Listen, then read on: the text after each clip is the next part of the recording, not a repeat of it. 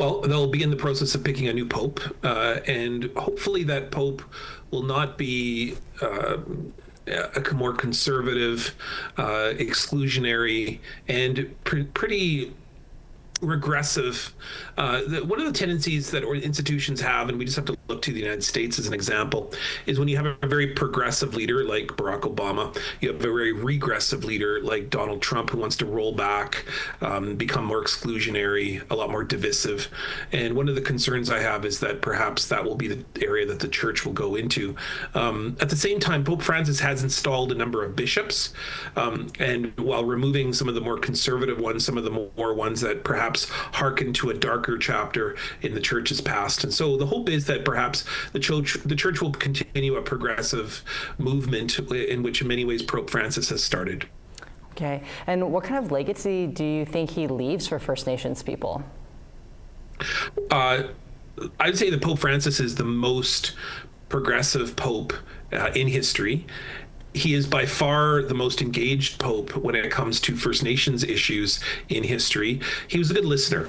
He did things like not just come to Canada, respond to Call to Action 58 to apologize to survivors, and some survivors didn't feel satisfied with the apology. That's fair. But I would say that he did make the apology, and then he also made a penitential pilgrimage across the country. He went to Quebec. He ordered Catholics in Canada to stop trying to assimilate Indigenous peoples. He said that when Indigenous peoples are in our own customs, traditions, and communities, we are already showing the presence of God, which tells you that he believed residential schools were fundamentally wrong.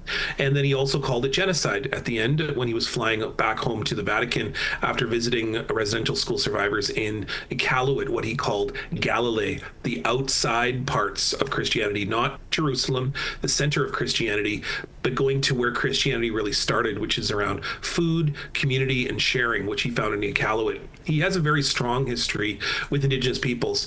And one of those things that he heard was that he should repudiate the doctrine of discovery, which he also did months later after returning to the Vatican. So going forward, what do you think this will mean for a reconciliation with the church?